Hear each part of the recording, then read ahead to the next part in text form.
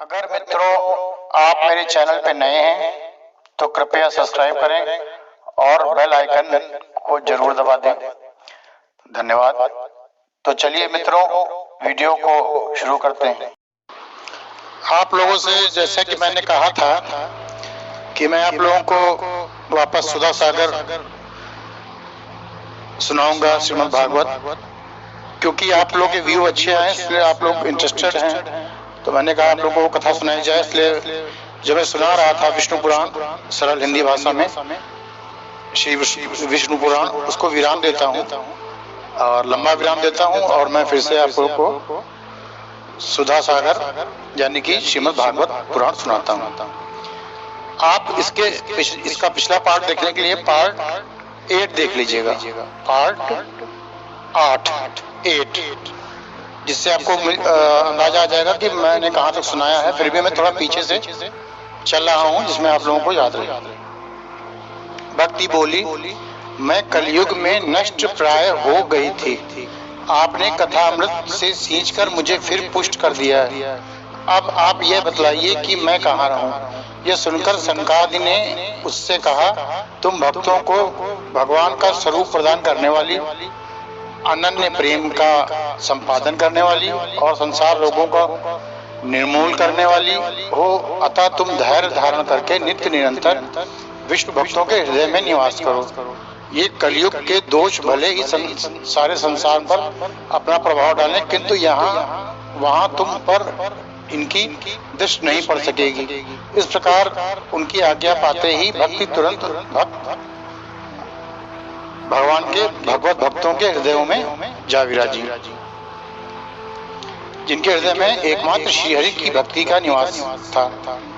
वे त्रिलोकी के अत्यंत निर्धन होने पर भी परम धन्य हैं, जिनके अंदर श्रीहरि की भक्ति है, क्योंकि इस भक्ति की डोरी से बंधकर तो साक्षात भगवान भी अपना परमधाम छोड़कर अपने हृदय में आकर बस जाते हैं।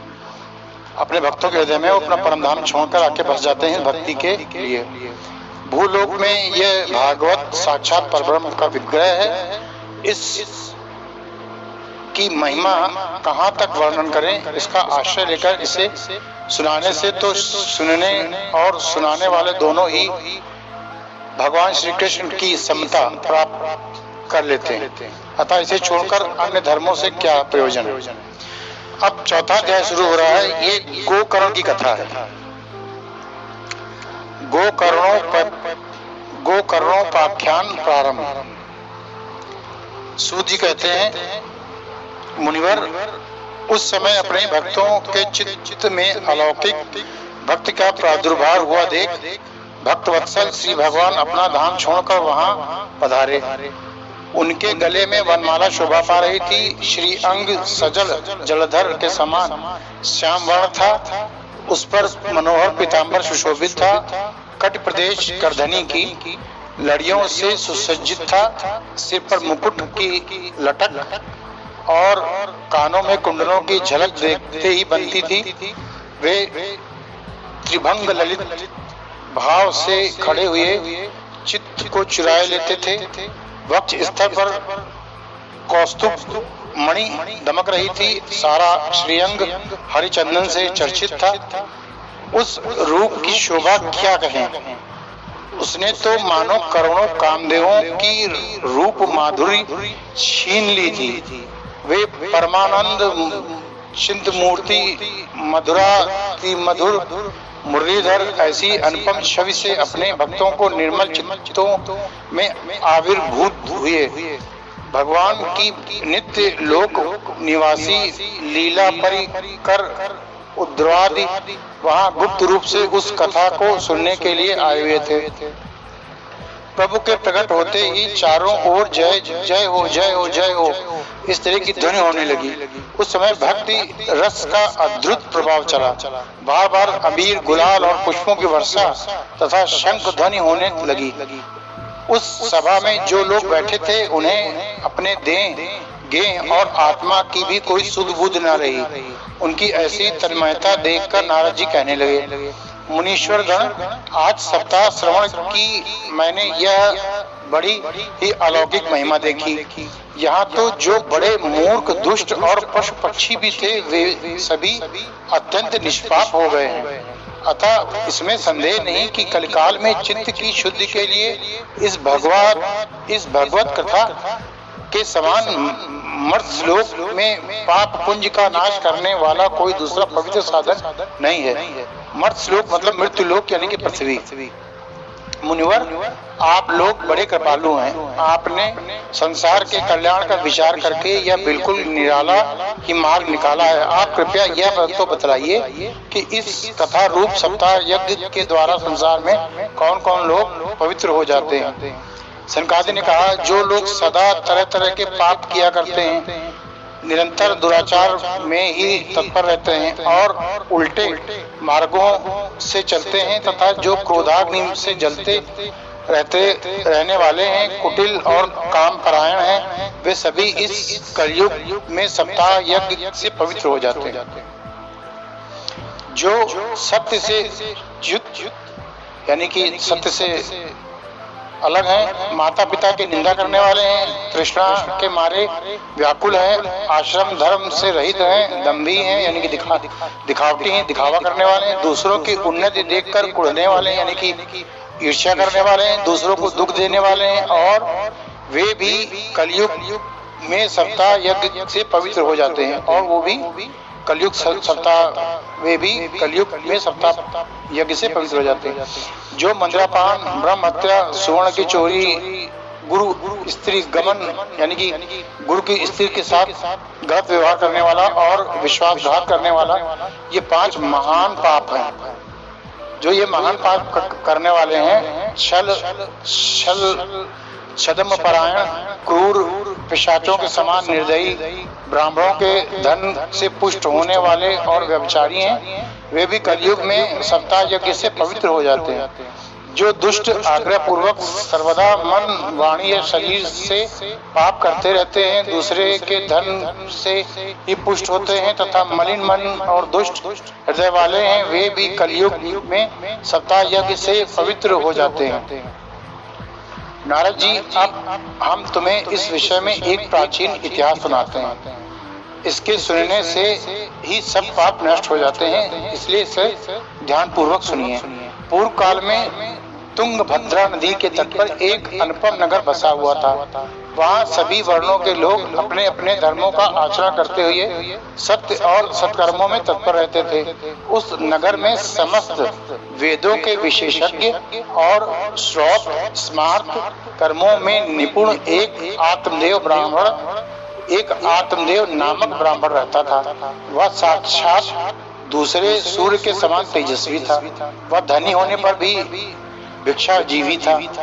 उसकी प्यारी पत्नी धुंधुली कुलीन एवं सुंदरी होने पर भी सदा अपनी बात पर अड़ जाने वाली थी। उसे लोगों की बात करने में सुख मिलता था। स्वभाव था क्रूर, प्रायः कुछ न कुछ बकवास करती रहती थी। गृह कार्य में निपुण थी, कृपण थी मतलब बहुत कंजूस थी, और थी झगड़ालू भी, बहुत झगड़ालू प्रवृत्ति की थी। इस प्रकार ब्राह्मण दंपति प्रेम से अपने घर में रहते और विहार करते थे। वो ब्राह्मण दंपति जो थे अपने घर में रहते थे प्रेम पूर्वक और वही रहते थे। उनके पास अर्थ और भोग विलास की सामग्री बहुत थी।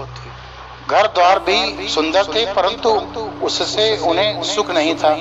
जब अवस्था बहुत ढल गई तब उन्होंने संतान के लिए तरह तरह के पुण्य कर्म आरंभ किए और वे दीन दुखियों को गौ, पृथ्वी, सुवर्ण यानी कि सोना और वस्त्रादि यानी कि वस्त्र दान करने लगे।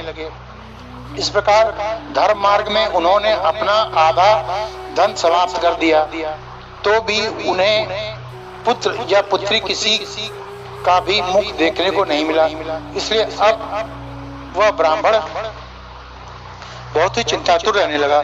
एक दिन वह ब्राह्मण देवता बहुत दुखी होकर घर से निकलकर वन को चल दिया।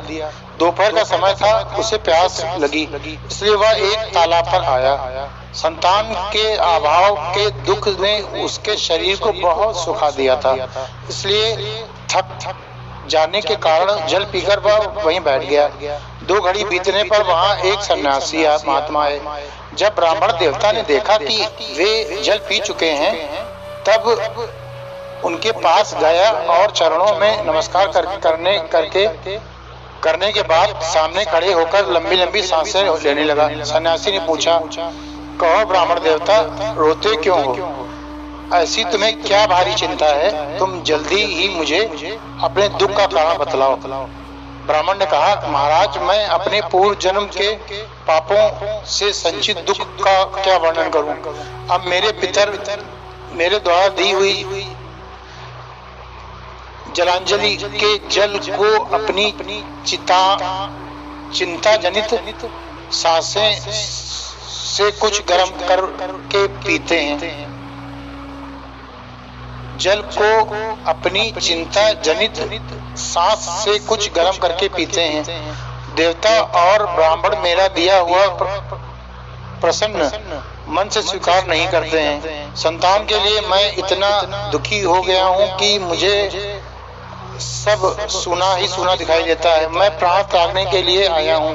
संतानहीन जीवन को धिक्कार है, संतानहीन गृह को धिक्कार है, संतानहीन धन को धिक्कार है और संतानहीन कुल को ही धिक्कार है। मैं जिस गाय को पालता हूँ वह भी सर्वथा बांझ हो गई है।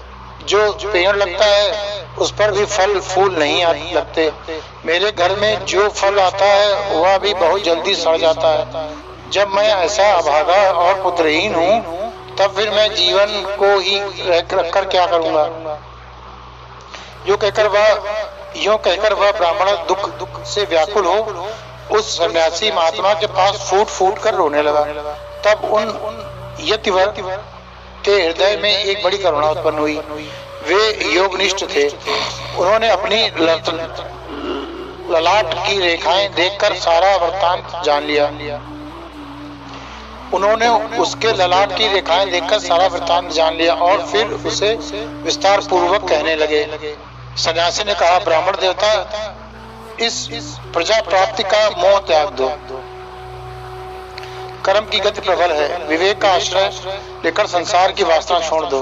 विप्रवर सुनो, मैंने इस समय तुम्हारा प्रारब्ध देखकर निश्चय किया है कि 7 जन्म तक तुम्हारे कोई संतान किसी प्रकार नहीं हो सकती। पूर्व काल में राजा सगर एवं अंग को संतान के कारण दुख भोगना पड़ा था। ब्राह्मण, अब तुम कुटुंब की आशा छोड़ दो। संन्यास में ही सब प्रकार का दुख है, सब प्रकार का सुख है। संन्यास में ही सब प्रकार का सुख है। ब्राह्मण ने कहा, महात्मा जी, विवेक से मेरा क्या होगा? मुझे तो बलपूर्वक पुत्र दीजिए, नहीं तो मैं आपके सामने ही शोक मूर्छित होकर अपने प्राण त्यागता हूँ। जिसमें पुत्र स्त्री आदि का सुख नहीं है, ऐसा संन्यास तो सर्वथा नीरस ही है। लोक में सरल तो पुत्र पौत्रादि से भरा पूरा गृहस्थाश्रम ही है। ब्राह्मण का ऐसा आग्रह देखकर उन तपोधन ने कहा, विधाता के लेख को मिटाने का हठ करने से राजा चित्रकेतु को बड़ा कष्ट उठाना पड़ा था। इसलिए दैव जिसके उद्योग को कुचल देता है, उस पुरुष के समान तुम्हें भी पुत्र से सुख नहीं मिल सकेगा। तुमने तो बड़ा हठ पकड़ रखा है और अर्थी के रूप में तुम मेरे सामने उपस्थित हो। ऐसी दशा में तुमसे क्या कहूँ? जब महात्मा जी ने देखा कि यह किसी प्रकार अपना आग्रह नहीं छोड़ता, तब उन्होंने उसे एक फल देकर कहा, इसे तुम अपनी पत्नी को खिला देना, इससे उसके एक पुत्र होगा। तुम्हारी स्त्री को 1 साल तक सत्य, शौच, दया, दान और एक समय एक ही अन्न खाने का नियम रखना चाहिए। यदि वह ऐसा करेगी तो बालक बहुत शुद्ध स्वभाव वाला होगा। यूं कहकर वे योगीराज चले गए और ब्राह्मण अपने घर लौट आया। वहां आकर उसने फल अपनी पत्नी के हाथ में दे दिया और स्वयं कहीं चला गया। उसकी स्त्री तो कुटिल स्वभाव की थी। वह रो रोकर अपनी एक सखी से कहने लगी, सखी, मुझे तो बड़ी चिंता हो गई। मैं तो फल नहीं खाऊंगी। फल खाने से गर्भ रहेगा और गर्भ से पेट बढ़ जाएगा, फिर कुछ खाया पिया जाएगा नहीं, इससे मेरी शक्ति क्षीण हो जाएगी। तब बता घर का काम कौन करेगा, कैसे होगा? और दैववश यदि कहीं गांव में डाकुओं का आक्रमण हो गया तो गर्भिणी स्त्री कैसे भागेगी? यदि सुखदेव जी की तरह यह गर्भ भी पेट में ही रह गया तो इसे बाहर कैसे निकाला जाएगा? और कहीं प्रसव काल के समय वह टेढ़ा हो गया तो फिर प्राणों से ही हाथ धोना पड़ेगा। यूं भी प्रसव के समय बड़ी भयंकर पीड़ा होती है। मैं सुकुमारी हूँ, भला यह सब कैसे सह सकूंगी? जब दुर्बल पड़ जाऊंगी तब नंद रानी आकर घर का सब माल मता बटोर कर ले जाएंगी और मुझसे तो सत्य शौचादि नियमों का पालन होना भी कठिन ही जान पड़ता है। जो स्त्री बच्चा जनती है उसे उस बच्चे के लालन पालन में भी बड़ा कष्ट होता है। मेरे विचार से तो बांझपना ही बढ़िया है, ठीक है। या विधवा स्त्रियां ही सुखी होती हैं, या बांझ स्त्रियां सुखी होती हैं, या विधवा स्त्रियां सुखी होती हैं। मन में ऐसे ही तरह तरह के कुतर्क उठने से उसने वह फल नहीं खाया, और जब उसके पति ने पूछा फल खा लिया, तब उसने कह दिया हाँ खा लिया। एक दिन उसकी बहन अपने आप ही उस घर आई, तब उसने अपनी बहन को सारा वृत्तांत सुनाकर कहा कि मेरे मन में इसकी बड़ी चिंता है, मैं इस दुख के कारण दिनों दिन दुबली हो रही हूँ। बहन मैं क्या करूं? बहन ने कहा मेरे पेट में बच्चा है, प्रसव होने पर वह बालक मैं तुझे दे दूंगी, तब तू गर्भवती के समान घर में गुप्त रूप से सुख से रहना। तू मेरे पति को कुछ धन दे देगी तो वे तुझे अपना बालक दे देंगे। हम ऐसी ही युक्ति करेंगे कि जिसमें सब लोग यही कहें कि इसका बालक 6 महीने का होकर मर गया, और मैं नित्य प्रति तेरे घर आकर उस बालक का पालन पोषण करती रहूंगी। तो इस समय इसकी जांच करने के लिए यह फल गौ को खिला दे कि ये फल सही है कि गलत है, इसको जाके गाय को खिला दो। ब्राह्मणी ने स्त्री स्वभाववश जो उसकी बहन ने कहा था वैसे ही सब किया। इसके पश्चात ये बहन उस स्त्री की, ब्राह्मणी की बहन आई थी, तो उसने फल जो था वो जाके अपनी बहन के कहने पे कि ये सच्चा फल है कि झूठा है, गाय को खिला दिया जो उसके यहाँ पालतू थी। इसके पश्चात समानुसार जब वो उस स्त्री के पुत्र हुआ, तब उसके पिता ने चुपचाप लाकर उसे धुंधली को दे दिया, और उसने आत्मदेव को सूचना दे दी कि मेरे सुखपूर्वक बालक हो गया है। इस प्रकार आत्मदेव के पुत्र वह सुनकर सब लोग बड़ा आनंद मनाने लगे। ब्राह्मण ने उसका जात कर्म संस्कार करके ब्राह्मणों को दान दिया, और उसके द्वार पर गान बजान और तथा अनेक प्रकार के मांगलिक कृत्य होने लगे, मांगलिक काम होने लगे। धुंधली ने अपने पति से कहा मेरे स्तनों में तो दूध ही नहीं है, फिर गौ आदि किसी अन्य जीव के दूध से मैं इस बालक का किस प्रकार पालन करूंगी? मेरी बहन के अभी बालक हुआ था, वह मर गया है, उसे बुलाकर अपने यहाँ रख ले तो वह आपके इस बच्चे का पालन पोषण कर लेगी। तब पुत्र की रक्षा के लिए आत्मदेव ने वैसा ही किया, तथा माता धुंधली ने उस बालक का नाम धुंधकारी रखा। इसके बाद 3 महीने बीतने पर उस गौ के भी एक मनुष्याकार बच्चा हुआ। वह सर्वांग सुंदर, दिव्य, निर्मल और स्वर्ण की कांति वाला था। जैसे सोना चमकता उस तरह से चमकदार कांति वाला बच्चा था। उसे देखकर ब्राह्मण देवता को बड़ा आनंद हुआ और उसने स्वयं ही उसके सब संस्कार किए। इस समाचार से और सब लोग को भी बड़ा आश्चर्य हुआ और वे इस बालक को देखने के लिए आए तथा आपस में कहने लगे, देखो भाई, अब आत्मदेव का कैसा भाग्य उदय हुआ है, कैसे आश्चर्य की बात है कि गौ के भी ऐसा दिव्य रूप बालक उत्पन्न हुआ है। दैव योग से इस गुप्त रहस्य का किसी को भी पता न लगा। आत्मदेव ने उस बालक को गौ के कान, उस बालक के गौ के से कान देखकर उसका नाम गोका रखा। जब आत्मदेव ने देखा कि और तो बालक जो है सब मनुष्य के समान, लेकिन कान जो है वो गाय के समान है, तो आत्मदेव ने उस बालक का नाम गोकर्ण रखा। कुछ काल बीतने पर वे दोनों बालक जवान हो गए। उनमें गोकर्ण तो बड़ा पंडित और ज्ञानी हुआ, किंतु धुंधकारी बड़ा ही दुष्ट निकला। स्नान शौचादि ब्राह्मणोचित आचरणों का उसमें नाम भी न था। जो ब्राह्मणोचित आचरण होते हैं उसका धुंधकारी में नाम निशान नहीं था। और न खान पान का ही कोई परहेज था, वो सब खाता था मांस मछली वगैरह। क्रोध उसमें बहुत बढ़ा चढ़ा था, बहुत बड़ा भारी क्रोधी था। वह बुरी बुरी वस्तुओं का संग्रह किया करता था। मुर्दे के हाथ से छुआया हुआ अन्न भी खा लेता था। दूसरों की चोरी करना और सब लोगों से द्वेष बढ़ाना उसका स्वभाव बन गया था। छिपे छिपे वह दूसरों के घरों में आग लगा देता था। दूसरों के बालकों को खिलाने के लिए गोद में लेता और उन्हें चट कुएं में डाल देता था। हिंसा का उसे व्यसन सा हो गया था। हर समय वह अस्त्र शस्त्र धारण किए रहता था और बेचारे अंधे और दीन दुखियों को व्यर्थ तंग करता रहता था। चांडालों से उसका विशेष प्रेम था। बस हाथ में फंदा लिए कुत्तों की टोली के साथ शिकार की टोह में घूमता रहता था। वैश्याओं के जाल में फंसकर उसने अपने पिता की सारी संपत्ति नष्ट कर दी। एक दिन माता पिता को मार पीट कर घर से सब बर्तन भाड़े उठा ले गया। अपने माता पिता को खूब पीटा धुंधकारी ने और घर से सारे बर्तन वगैरह उठा ले गया। इस प्रकार सब सारी संपत्ति सुहा हो गई।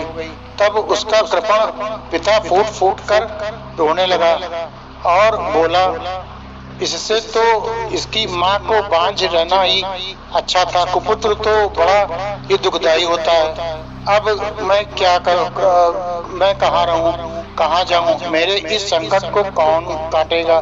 हाय, मेरे ऊपर तो बड़ी भारी विपत्ति आ पड़ी है। इस दुख के कारण अवश्य मुझे एक दिन प्राण छोड़ने पड़ेंगे। तो उसी समय परम ज्ञानी गोकर्ण जी वहाँ आए और उन्होंने पिता को वैराग्य का उपदेश करते हुए बहुत समझाया। वे बोले, पिताजी, यह संसार असार है, इसमें कोई सार नहीं है। यह अत्यंत दुख रूप और मोह में डालने वाला है। पुत्र किसका, धन किसका। स्नेहवान पुरुष रात दिन दीपक के समान जलता रहता है। जो स्नेहवान पुरुष होते हैं वो दिन रात दीपक के समान जलते रहते हैं। सुख ना तो इंद्र को है और ना चक्रवर्ती राजा को ही है। सुख है तो केवल विरक्त एकांत जीवी मनुष्य को और एकांत जीवी मुनि को।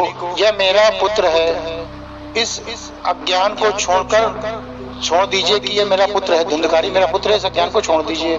मोह से नरक की प्राप्ति होती है।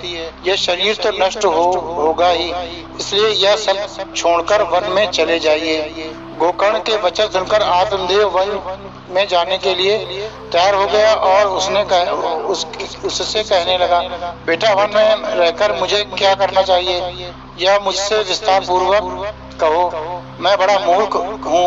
अब तक कर्मवश स्नेह पाश में बना हुआ अपंग की भांति इस घर रूप अंधेरे कुएं में पड़ा रहा हूँ। तुम बड़े दयालु हो, इससे मेरा उद्धार करो। गोकर्ण ने कहा, पिताजी, इस शरीर हड्डी मांस और रुधिर का पिंड है, यानी कि ये शरीर जो हड्डी है, मांस है और ब्लड है, यानी कि रक्त है, उसका ये पिंड है। इसे मैं मानना छोड़ दें, इसको आप कि आप हैं ये मानना छोड़ दें कि ये आप हैं, और स्त्री पुत्रादि को अपना कभी ना माने, स्त्री पुत्रादि को भी अपना ना माने। इस संसार को रात दिन क्षणभंगुर देखें, ये रात दिन होते रहते हैं और ये सब क्षणभंगुर हैं, बहुत जल्दी समाप्त हो जाने वाले हैं। इसकी किसी भी वस्तु को स्थायी समझकर उसमें राग ना करें। कोई भी चीज हमेशा रहेगी सोच के आप उसमें प्रेम ना करें। बस एकमात्र वैराग्य रस के रसिक होकर भगवान की भक्ति में लगे रहें। भगवत जनों ही सबसे बड़ा धर्म है। भगवत जन ही सबसे बड़ा धर्म है। निरंतर उसी का आश्रय लिए रहें। अन्य सब प्रकार के लौकिक धर्मों से मुख मोड़ लें। सदा साधु जनों की सेवा करें।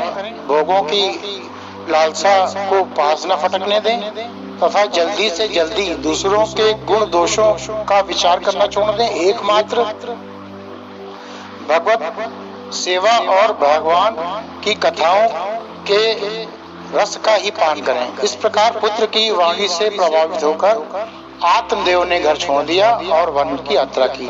यद्यपि उसकी आयु उस समय 60 वर्ष की हो चुकी थी, फिर भी बुद्ध की पूरी दृढ़ता थी।